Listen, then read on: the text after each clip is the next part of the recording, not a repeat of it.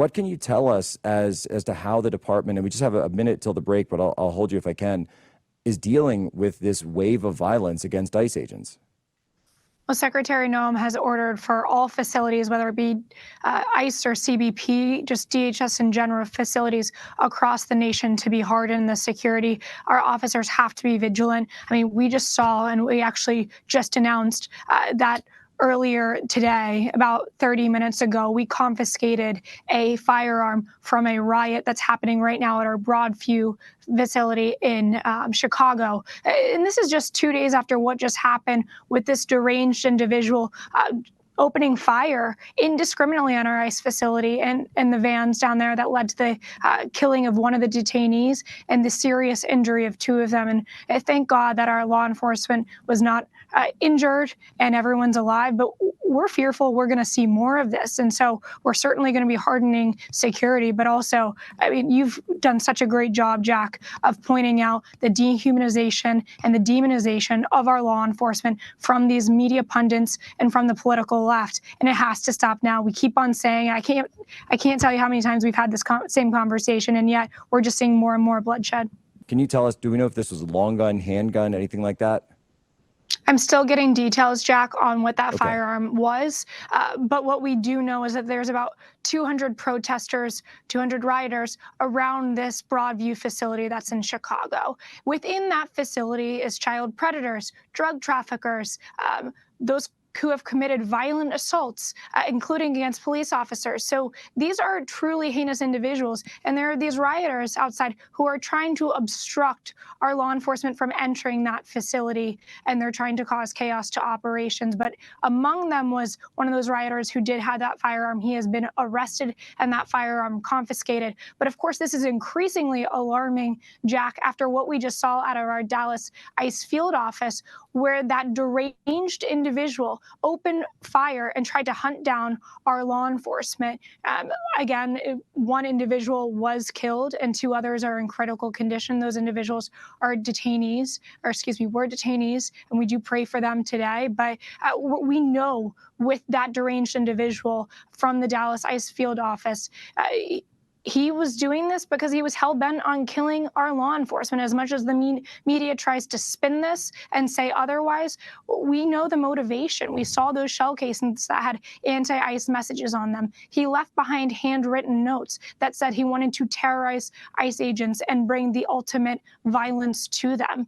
We also saw that he was largely inspired by the murder of your friend and so many of our heroes, Charlie Kirk, his murder. He used a similar firearm as well. The format of the attack itself was similar, as far as from a rooftop, from a roof that was adjacent to the ICE facility. That's where he was trying to snipe down and rain down these bullets on our law enforcement. And further, this was very premeditated. He did a lot of research on the Charlie Kirk murder, and we believe that it was very much an inspiration for him. And we are, gosh, Jack, God forbid, we see more copycats of this.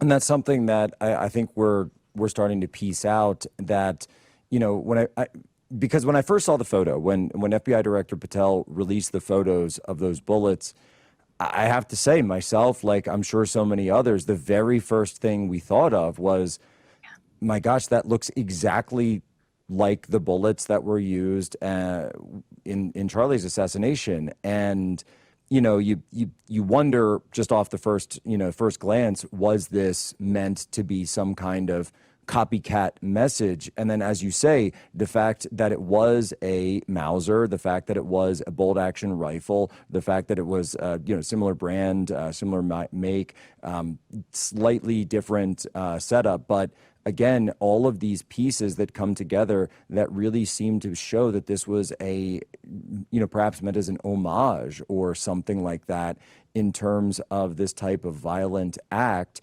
And of course, then a call for more, a call for expansion. And unfortunately, and studies have shown that when these types of attacks do happen, they can inspire copycats. I hate to say this, but are you tracking more? Is the department tracking more threats like this?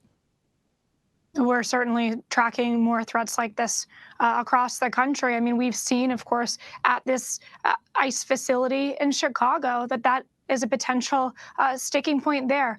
Portland has had very violent riots as well, Los Angeles, and there seems to be widespread coordination on this. As the president, he ordered an executive order to be tracking down the funding. What are the funding streams that is fueling this violence and this chaos? So this is a whole of government approach. Homeland Security Investigations is working with the FBI. We're working with the Treasury Department to see where this money is coming from. Is it foreign money? Is it domestic? Are there multiple streams of this?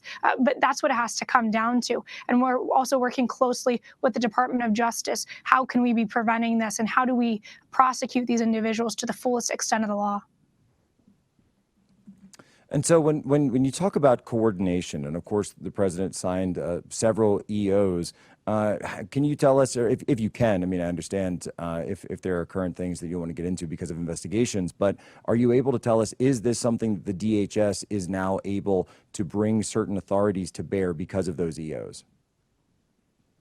I think definitely to a certain extent, but I think that's something that's been more important than even some of those EOs is that President Trump and his cabinet secretaries have really done a fantastic job of breaking down silos in the intelligence community. It used to be when we started 250 days ago, that left hand didn't know what right hand was doing. They didn't have certain targets or certain intelligence information that would have been helpful to track down these perpetrators and track down those who are trying to harm Americans. And so that's been incredibly helpful to both Homeland Security, to the FBI, and to other agencies that a lot of Americans won't even consider part of the intelligence apparatus, like the Treasury Department.